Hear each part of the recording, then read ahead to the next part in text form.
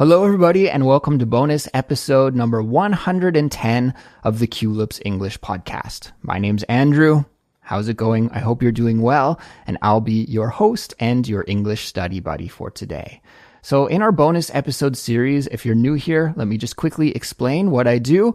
I tell you some stories from my everyday life. I'm a Canadian guy, but I live abroad in South Korea, and I hope that by listening to these stories, you will be able to Big B. That is the motto for this series, and it stands for build your English fluency, increase your cultural knowledge, grow your vocabulary, and ultimately become a clearer and better English communicator. Big B.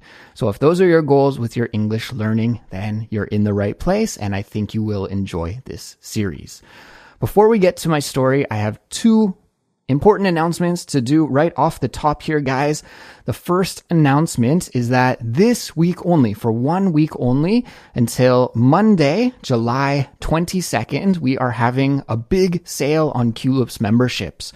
So you can save 20% off a yearly Culips membership for this week only. It's an awesome opportunity to become a Culips member and to save some money at the same time. So what you get when you're a member are study guides and interactive transcripts for all of our regular episodes.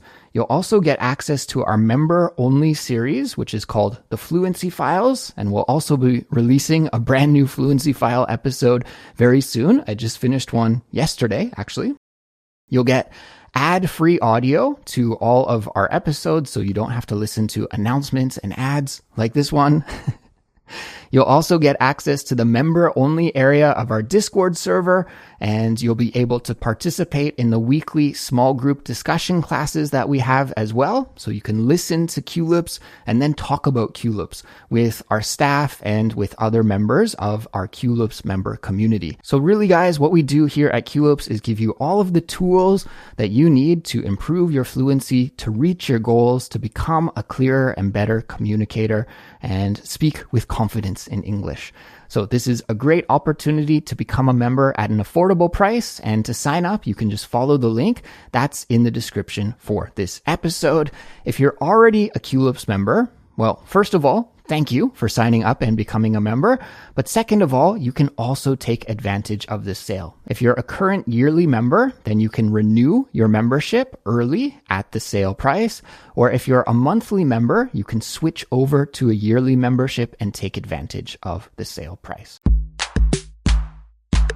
And the second announcement that I have for you is especially for all of our listeners in Osaka, Japan. Guys, first of all, I have to say thank you for all of the people who emailed me to offer me help and support in planning our meetup that we're going to be having at the end of July here. And I have good news. Finally, we've decided about the venue and the time and the location. All of the details have been set, and now we are ready to share them with you. I'll put the link in the description for this episode so you can check out the details easily that way. But essentially, to tell you in advance here, the meetup will be happening on Tuesday, July 30th at 7 p.m. Space is limited, so if you would like to come, you do have to fill out an RSVP form, and I'll put the link for that form in the description for this episode. But of course, it's free to join, and I'd love it if you could make it to the Osaka meetup if you are in that area and available. So yeah, I'll see you in Osaka on July the 30th.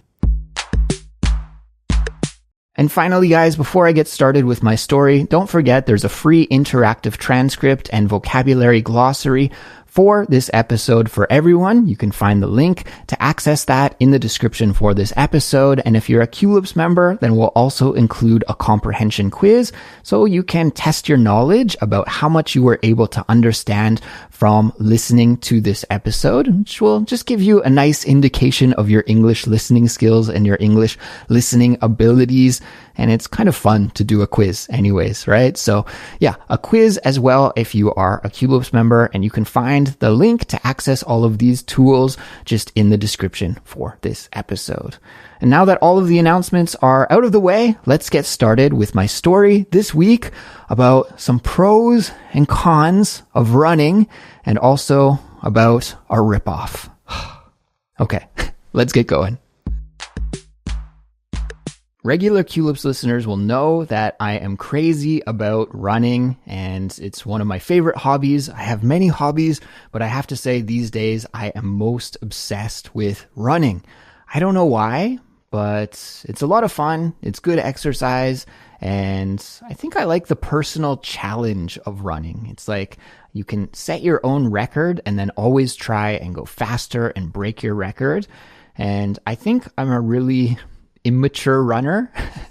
Like I saw this little quiz online. It was actually a meme that one of my friends sent me this week. And it said, how mature of a runner are you? And it had all of these questions. And it was kind of like a quiz. And when I finished the quiz, I found out that I was a really immature runner, because a mature runner just enjoys running for the sake of running. They like getting outside and just going about their run and just enjoying, just having a pleasant time outside doing some exercise.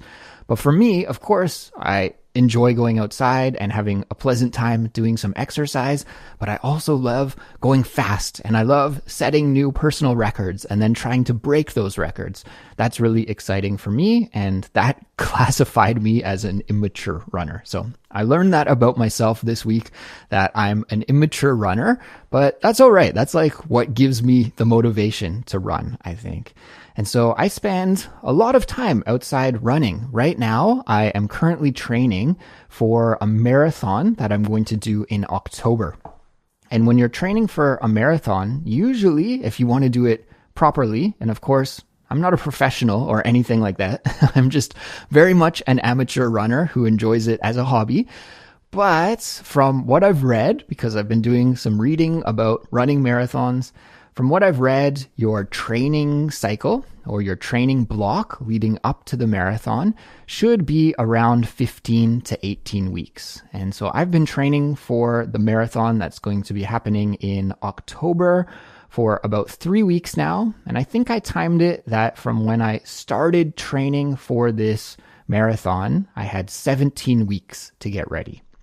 So that's just about perfect. And I've been training hard for about 3 weeks now, and I've been spending about 8 or 9 hours per week running, which roughly translates to around 100 kilometers per week of running. So that's quite a bit of time on my feet.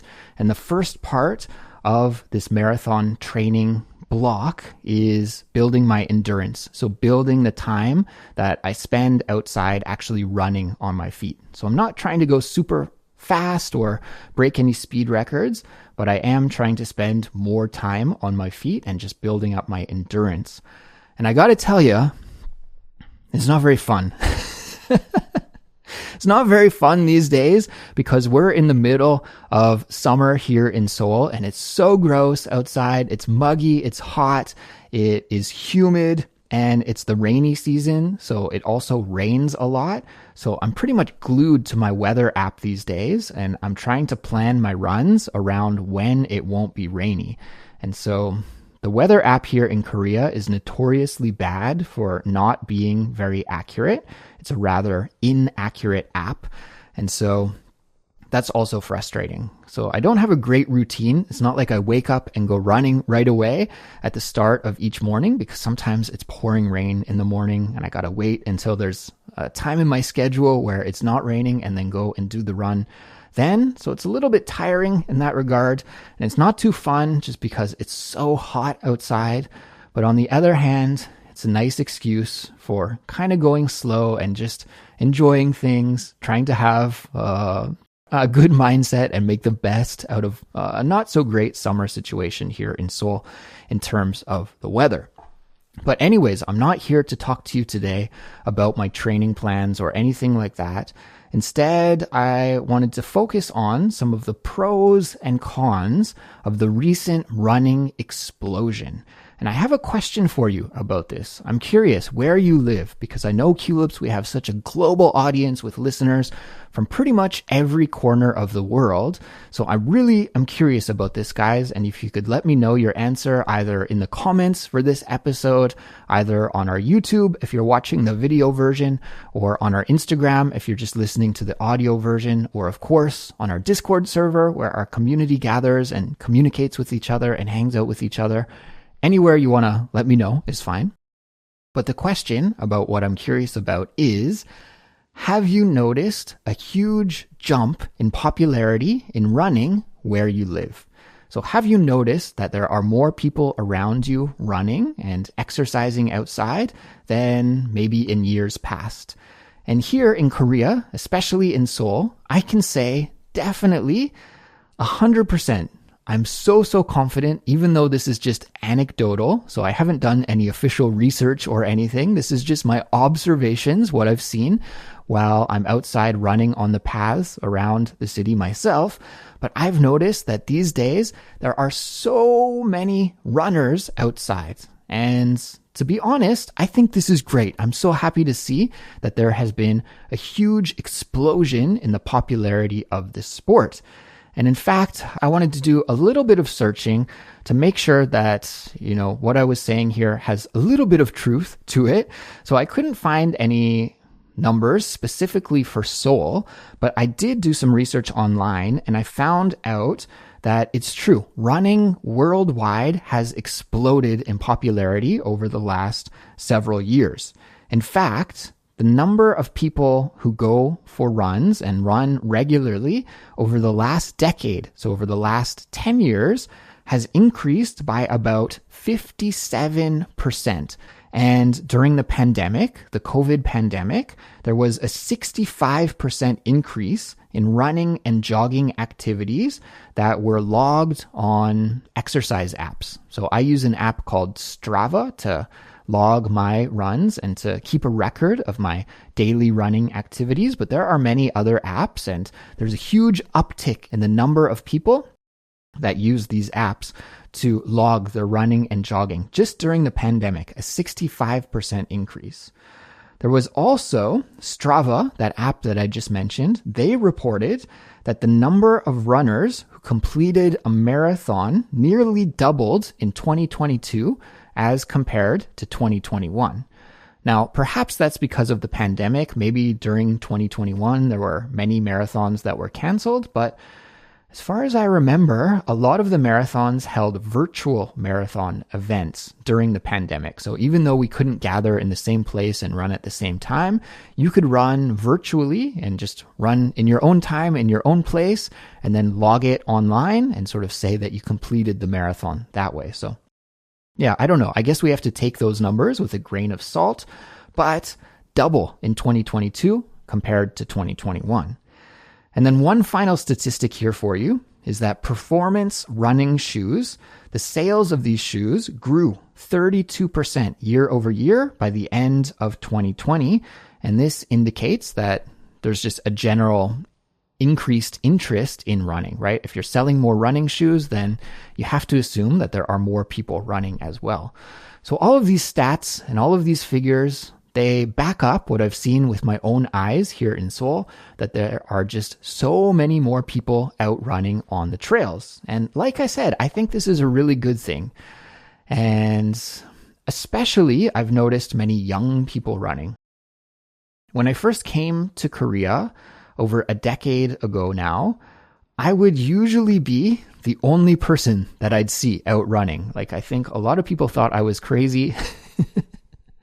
Running wasn't really too popular. I'd go running, especially when I first came to Korea. I lived in some countryside areas, and there would be these little roads in between the rice paddies where rice is grown. And I used to love running down these roads when the farmers weren't farming, and I didn't want to get in their way or anything. But when the roads were empty, I'd run in between the rice paddies, and that was awesome. That was a really good memory and a very nice place to run. Also on some of the different paths and trails, areas where I thought would be popular running spots, but I just didn't see that many people running back in the day. Of course, I'd pass the occasional runner. It's not like it didn't exist at all, but it wasn't too popular. And mostly when I did pass somebody else who was running, they'd usually be like a middle-aged guy. You can imagine that classic skinny, lanky marathoner, the hardcore runners. Those are the type of guys that I would see when I was out running. But these days, it's completely changed. There are people from all walks of life, older people, younger people, and especially people in their 20s and 30s. I see tons of them, and it's a really social activity too. People are forming running crews, and when I'm out running, I'll pass like a big group of runners, maybe 10 or 15 people. Sometimes they even have like a shirt that they've made that's showing their running crew. So it's kind of cool to see them out there socializing and running together. And like I said, these days, the weather is terrible. It's hot, it's humid, it's kind of rainy sometimes. And even despite this fact, there are people, tons of people out there giving it their all, running hard, just on a day-to-day basis. So I can back this up with my own observations, and I can back it up with some of these stats that I've seen on the internet here. At least in Seoul, running has exploded. And I'm curious about your neck of the woods, where you live. And also something that I've been noticing, and this could totally just be the algorithm at work here. You know, the social media algorithms that feed us the content that we see when we open Instagram or YouTube or whatever app that you use. You open these apps, and the way that the algorithm works is it usually shows you content that it predicts that you are going to enjoy. And then as you interact with that kind of content more and more, then you get to see more and more of it. So as you can imagine, when I open my social media, I do see a lot of running related content because I am interested in that topic. But these days, more and more and more, I'm just seeing like an explosion of it. More and more YouTubers, more and more podcasts, more and more people just documenting their running journeys on social media. So really, I'm not sure if there's a huge increase in this kind of content, but I think there is. And I don't know. Again, that's something that you could maybe share with me if you've seen more running related content on social media as well, or maybe you even know some friends who have gotten into the activity in recent years. So this is, I guess, something that comes with some pros and cons. Whenever there's a huge shift like this, there are some pros and some cons that go along with it. And I think this is, in general, a positive, right? Probably, if you're thinking objectively about like society as a whole, you think, wow, if a lot of young people are suddenly really interested in exercising, that's got to be good for society, right? Like, I think so. And there are probably a lot of other pros as well. And you could probably sit down and brainstorm some. I did that just before I started recording here, and I'm just going to share some of those pros that I brainstormed with you. Of course, this is not an exclusive list. I'm sure there's more. And yeah, if you think of more that I didn't think of, let me know. But the pros, great for your physical health, great for your mental health. Getting outside, it's good for both of those things too, right? It's nice to breathe some fresh air. In English, we have this expression, touch grass. It's good to touch grass, meaning that if you're always cooped up inside, if you're always, in your office or in your home and you don't really get outside and experience the real world, it can be bad for our mental health, and it can be bad for our perspective of things. Sometimes we need to go outside, we need to touch grass, we need to interact with the real world, with nature and with the physical world, and that can just be really good for us. So although here in Seoul, it's like mostly a concrete jungle and there aren't too many patches of grass. So it's a little bit hard for me to actually touch grass, but it's just an idiom, right? So it doesn't actually mean touching grass, but yeah, you can get outside and touch grass too if you enjoy running.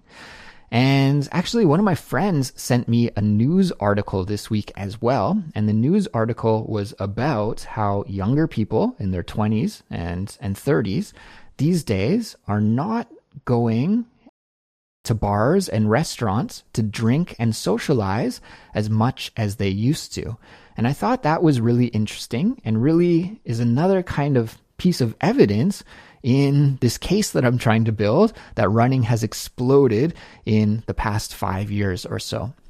And in that news article, the reporter wrote about how these days a lot of people in their 20s and 30s are more interested in self-development. So they enjoy spending time doing their hobbies, maybe exercising, maybe learning something new. And instead of just going out and wasting their money drinking and, I don't think socializing is necessarily a bad thing. Doing those things can be good for us as well from time to time. But in general, like, I think this is probably a good thing too, right? If we have more people focused on improving themselves and they're spending less money and stuff at bars and just drinking all night, that can't be good. So this is another bonus that comes with this explosion in running, another pro, so to say. And yeah, I guess that's good for society in general, but perhaps if you're a bar owner or a restaurant owner, that might be a little stressful for you. So yeah, everything has pros and cons, right? Anyways, I could probably go on and on about the benefits of this running trend and this running explosion, but I'm an old man now, guys. I'm in my 40s. I'm a grumpy old man. And so what I wanted to share about with you today specifically was one of the cons of the running explosion and how that has affected my life as a longtime runner here. And suddenly everything has changed, right? Like, I used to just run by myself, but now suddenly there are tons of people everywhere. And this has caused some problems. One of the problems that it has caused is that it's very, very difficult these days to actually sign up and participate in a marathon. There's a really popular marathon here in Seoul that happens usually in, I think, late November or sometime in November. It's called the JTBC Marathon. And every year I see it on social media and it looks cool. And sometimes they even have some big name celebrities who participate in the marathon. And I've always wanted to do it. And so I thought, okay, this year, finally, I'm going to do the JTBC Marathon. And this was a couple of months ago, probably let's say 2 months ago. I'm not exactly sure. I don't remember. But I thought, okay, this year I'm going to sign up for the JTBC Marathon. So let's say this was April or May when I had this thought. And I went to go and see when is the sign up date for the marathon. And I learned that I'd already missed the registration date and it was already completely sold out. And I was like, what? This is still not happening for like another 9 months or something. And yeah, I missed the boat. So because of so many people who are interested in running and participating in marathons, it's making it very, very difficult to actually sign up and participate in marathons.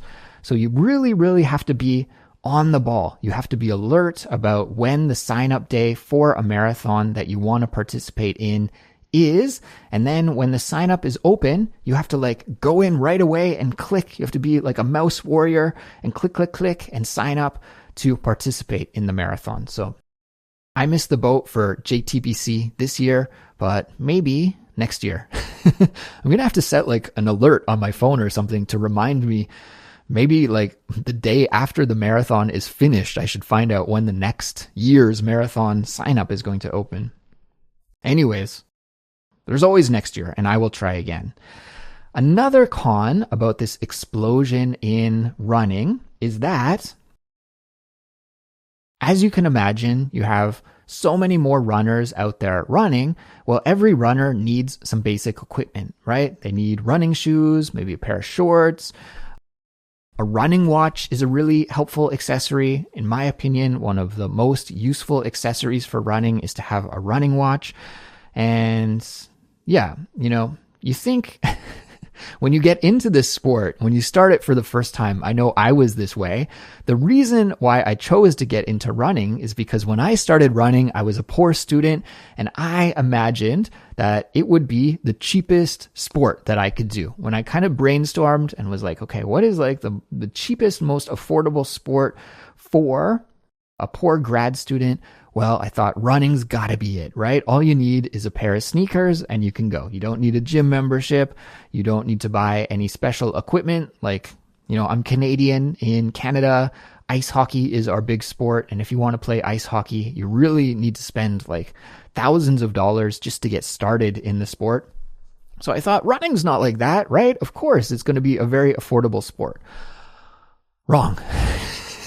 Turns out that it is actually quite an expensive sport. Maybe it's still more affordable compared to some other sports like ice hockey or cycling or something which requires you to buy a lot of equipment regularly. However, when you run, you also need to buy new shoes regularly. I didn't know this, but experts recommend that you should change your shoes every maybe 400 to 800 kilometers. And as I mentioned to you earlier, I'm running about 100 kilometers a week right now. So that means that a pair of shoes doesn't really last very long. Ideally, in a perfect world, I would be changing my shoes every 6 weeks, maybe even every 5 or 4 weeks. I'd be changing them regularly. But there are 2 reasons why I don't really do this, and I try to log and maximize the time that I use my running shoes. The first reason is that running shoes are very expensive, especially when you get a little bit above like the basic running level. I don't want to say that I'm a fantastic runner or anything like that. I am just kind of like an average runner, but I run a lot. And so I need a shoe that's going to be just a little bit better than kind of the standard basic model that you could buy at probably an affordable price. So that's the first issue. And the second issue is that this is really the one that makes me a little frustrated, is because of this explosion in the number of people who are running these days, running shoes are very, very hard to find in Seoul. I'm wondering if any of our listeners here in the city, in Seoul, because I know we have a lot of listeners in Seoul, if you guys have found this as well. But the brands of shoes and the models of running shoes that are a good fit for me, and I've tried many, many different types of shoes over the years, and I have my models and my brands that I think are a good fit for me and that I usually go to again and again and again. They're always sold out. It's very, very frustrating. And I've tried shopping online. I've tried shopping offline, and it's blows my mind really that these expensive running shoes are impossible to find. So I think this must be an effect of this explosion in the number of people who are running these days. It seems like that the supply of running shoes, at least here in Korea, I don't know if this is an issue in other parts of the world as well, but for high quality running shoes, the supply is not keeping up with demand. The demand is insane. There are many people who want to buy these high quality running shoes, and the supply is just not there. So last week, I decided that it's really time for me to buy a new pair of running shoes. I think the shoes that I have now are probably getting close to 1,400 kilometers. Yeah, so I've pretty much got every little last bit of usage that I can squeeze out of these shoes. You know, like the experts say, every 400 to 800 kilometers you should change. But I've gone well above that. And I'm starting to notice like, these shoes are worn down and they need to be replaced. So I thought, okay, it's finally time. I need to buy these shoes, but the model that I have right now is completely sold out. I can't find it online. I can't find it in stores. It's just completely sold out here in Seoul, which is crazy to me because it is an expensive shoe. It's like, I think almost 170,000 won, which is probably around, I don't know, maybe 130 US dollars or so, around there, just a guesstimate off the top of my head. So it's an expensive shoe, and that blows my mind that you can't find it, that it's sold out, just because there are so many people who want to use this high quality running shoe that it's completely sold out. So I was a little bit bummed about that, but I thought, okay, well, maybe this is an opportunity for me to try some other types of shoes. But I found other brands and other models of an equivalent shoe around that same price. Actually, the other brands that I was looking at were even more expensive than that. But they're all sold out as well. And it's not just like my size. It's pretty much all sizes except for the extremely small and the extremely big models. If you have a very small foot or a very big foot, you're lucky. It's usually like that, right? Like with any kind of clothing, the XXX small and the XXX large, they're always available, but the other ones sell out. So anyways, it's a bit frustrating that I can't find a good replacement shoe for me these days. To go back to something that I mentioned just a little bit earlier, social media and running social media. last week, while I was flipping through Instagram, I saw an Instagram reel, and it was all about running shoes. And it was a tip for people like me who have issues with the cost that is involved in running, because it can be a very expensive sport, as I was telling you earlier. So this reel, what it said was, if you are looking for new running shoes, a tip that the creator of the reel said to do was, instead of buying the latest, greatest model, see if you can go back and buy a model from last year or from a couple of years ago. Because each shoe manufacturer, they're constantly tweaking and updating the look and the style of their shoe. And, that's kind of cool, but often they've kind of nailed the shoe like several years ago. And some of these updates are not really too important. And the functionality of the shoe is essentially the same. So it's just like updated colors to make it look cooler and stuff. And then they can charge a little bit more money also. So the tip was, hey, go online and see if you can find some of the older models from a couple of years ago, buy those shoes, and that's a way to save money. So I thought, hey, yeah, that's not bad. Let me see if I can do that. So I went online. I went to Naver, which is the big kind of Google here in Korea. It's a big portal site, and it's the gateway for a lot of the online shopping that I do. I did a Naver search, and I found a model and a brand of shoe that I used to use in the past that actually I really enjoyed that model of shoe, and I thought it was a good fit for me and a comfortable running shoe. And of course, because I had used that shoe in the past, I was familiar with the sizing and everything and how it feels. So I thought, okay, this looks promising. And then I checked out the price, and it was extremely cheap. I was like over the moon. I was like, it can't be real. This can't be real. I called my wife and I was like, is this real? Is this like a fake website? And she said, no, this is a legit website, it looks like. And so the price of those shoes were only 60,000 won. So that's probably like 45 American dollars or so. Much, much cheaper than the other shoes that I was talking about. So I was super happy, and I was like, yeah, this guy on the Instagram Reels, what a great reel that he made. This is going to save me so much money. So I bought a pair right away. And yeah, I thought, okay, for the next 1,000 kilometers, my shoe problem is solved. Of course, I bought them online, so you have to wait for them to be shipped. But after I bought them, then I started doubting myself. And I was like, why were they so cheap? Like, I know they're an outdated model and stuff, but other websites were not selling outdated models for that cheap. They were still well over 100,000 won, sometimes even more than the new price for the outdated older models. So I started having some doubts, and I was worried. I thought, oh, did I get ripped off? Did I buy some fake shoes, some counterfeits? So a week went by or so. Some time went by, and here in Korea, usually shipping is extremely fast. You usually buy something online, and then maybe the next day or at maximum 2 days later, the package will arrive at your door. But after I bought these shoes, it was, over a week or so, and they still hadn't arrived. So I asked my wife, because she actually bought them for me. She bought them through her account for some reason. I think she had a coupon. Anyways, doesn't matter. But she bought them, so I asked her to look into the shipping and to tell me what was up with them. And she said, yeah, it just says they're in transit, so they'll be here soon. But yeah, it was weird that they hadn't arrived yet. But then 2 days ago, actually, I was out for a little bit, and when I was walking home, the delivery man was there in front of my door at the exact same time. And so he handed me the box, and he said, here's your new shoes. Like, oh, finally they're here. Okay, great. And I looked at the label, and immediately my heart sank. And I thought, oh, I think I got ripped off.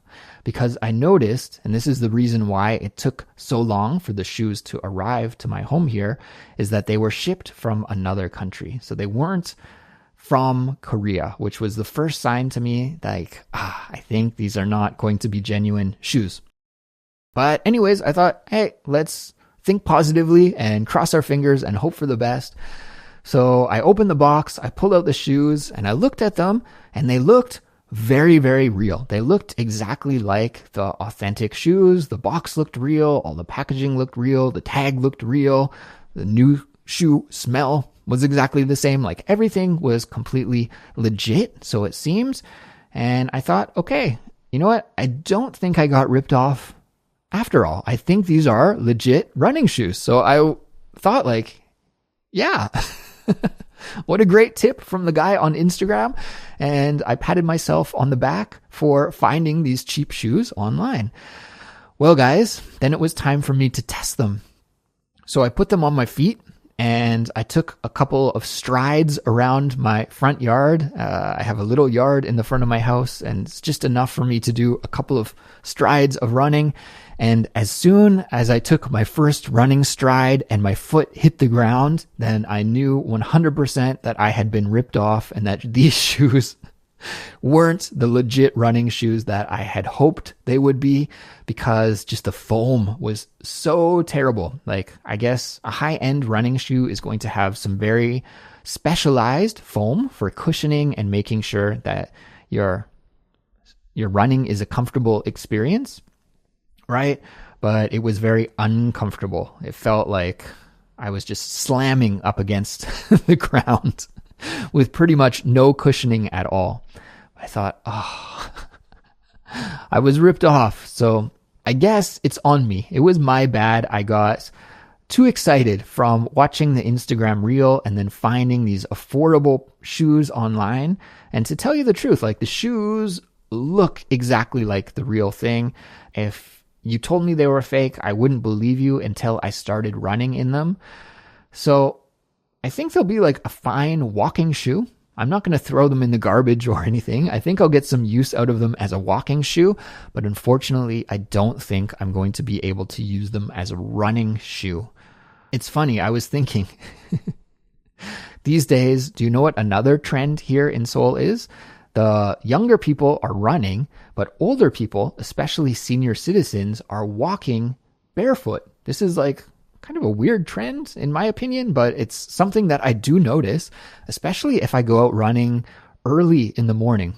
This is kind of funny because, as I mentioned, these days, because of the rainy season, sometimes if it's going to be really rainy in the afternoon or evening, I'll go running early in the morning so I can avoid the rain.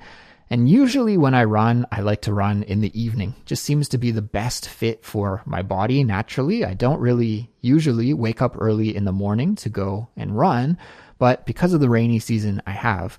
And I discovered it's like a whole new world. When you wake up early, like 5:30, 6, and you go out for a run at that time, early in the morning, there are so many senior citizens. Maybe it's just my neighborhood, but there are so many senior citizens out at the park. They're like very active, exercising and socializing. And yeah, you just don't really see them later in the evening, in the afternoon. So I didn't realize how many of these grandmas and grandpas there are in my neighborhood, but I was really happy to see them all out there. And I thought, wow, it's like a whole new world. If you just go outside in the afternoon and the evening, you would never know. But you go out in the morning and you can see them all there. And one of the things that they are doing, the senior citizens, is walking barefoot. So there's even one of the places where I go running, there's even this like red mud walking path where you're supposed to take off your shoes and walk barefoot through the mud. And the only people that I've seen use this are grandmas and grandpas. I haven't seen one young person do it. But I thought, hey, maybe I should combine these new trends because I have these terrible low quality sneakers, and because running is so trendy and also barefoot walking is so trendy here in Seoul, I could combine these new trends and I could go barefoot running. I wouldn't have to buy new running shoes, and I could take advantage of maybe some of the benefits of barefoot walking or just being barefoot outside. I read online that some of the grandmas and grandpas were saying that it helps them sleep better at night, and it's also supposed to be good for your skin. So I don't know. Maybe I'll try it. No, of course, I'm just joking. I'm not going to be running barefoot through Seoul anytime soon. But I did think that that is an interesting trend that's happening at the opposite end of the age spectrum here in Seoul. at the end of the day, I think it's good. People are getting outside, they're moving their bodies, they're being active. And yeah, I think that's just a wonderful thing to see. So anyways, everybody, I think that'll wrap up my story for this week. A bit of a long one for this week, but thanks for hanging in there and making it all the way to the end. Of course, don't think of it as being a waste of time. The more time you spend with English, the faster you'll be able to reach your fluency goals, right? So you spent a lot of time here with me today. You are investing in yourself, investing in your English development. And of course, that will really assist you and help you in the long run. And because you made it all the way to the end of this episode, I have to share this week's completion code with you. The completion code is going to be pros and cons. Pros and cons.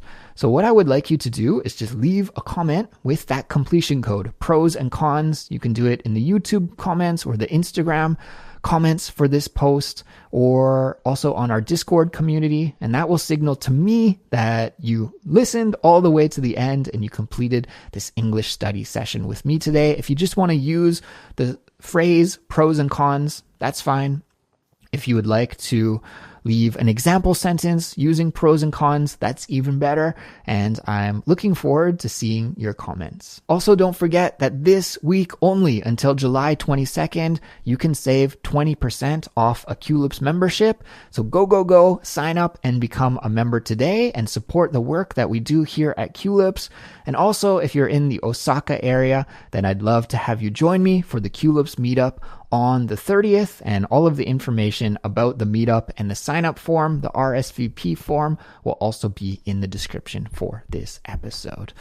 So everybody, take care. Happy English studies this week as always, and I'll talk to you in the next Culips episode coming out a little bit later in the week. Until then, bye-bye.